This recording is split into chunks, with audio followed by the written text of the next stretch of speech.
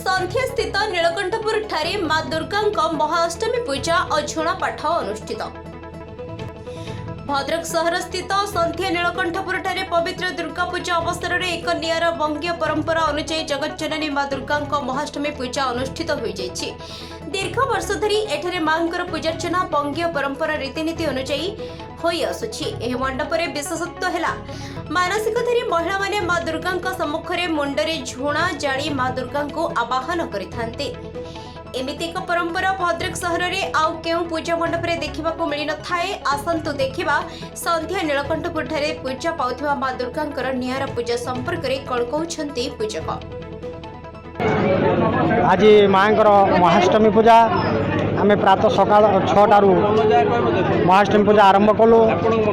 तापरे माँकर बंगीय मतरे रीतिनीति रे पूजा करा सरला परे झुणा पाठ करागला।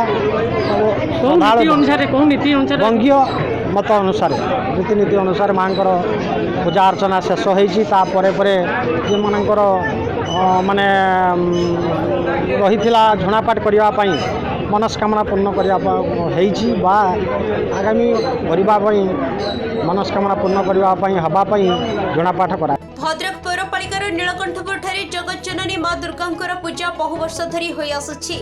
एठारे बंगीय परंपरा अनुसार पूजार्चना करा जाउछि। एठारे अनेक श्रद्धालु माने निज निज मानसिक करिथांती।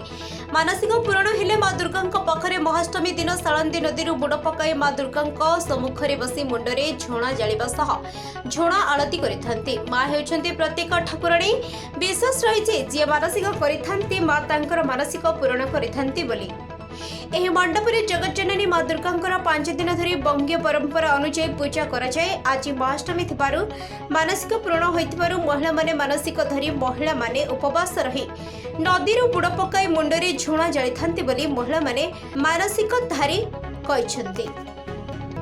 भद्रक सर जिते भी आम दुर्गा अच्छा सब ये मानने नीलकंठपुर संथ्यार बहुत मानने प्रसिद्ध जे झुणा जला जाए मानसिक भी जब रखी था पूरण भी होता है आ बहुत शांति भी मिले। आ बहुत माने भद्रक जिला जिते भी ग्राम अच्छी बहुत जगार माने आसती दूर दूरांतर माने झुणा जलायापाई भोग करने मनस्कामना पूर्ण होता है आ समस्त भी शांति मिलता है।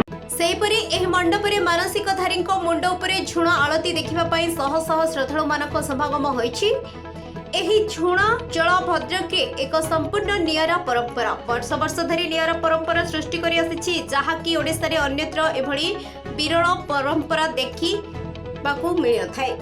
मां भक्त मानकर मनस्कामना पूर्ण करंती बोली श्रद्धा विश्वास रही। तेणु एही झुणा पाठ देखिबा पई जिल्लार विभिन्न स्थानरू भक्त माने आसी संध्या ठारे मां दुर्गांको पूजा देखिथांती। ए संध्यारू जे झियो माने बाहर विवाह करिसंती सेमाने एही दुर्गा पूजा रे आसिथांती आ मां दुर्गांको पाखरे पूजार्चना करिथांती। विश्वास रही मांकर महिमा अनेक रही।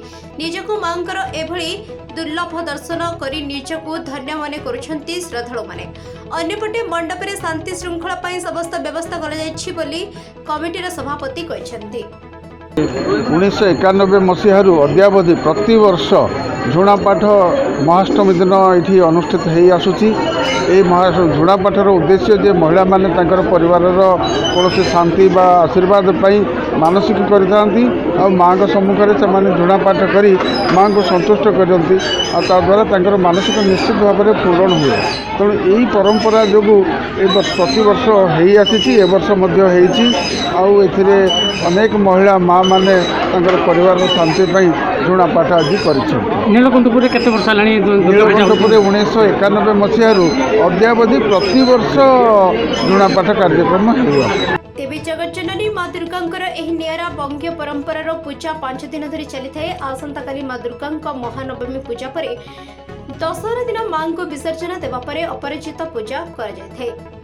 दशहरा पर दिन महिला मानक द्वारा मां ठारे सिंदूर खेल हेबा परे मां को विसर्जन पाई साळंदी नदी को नै थाते।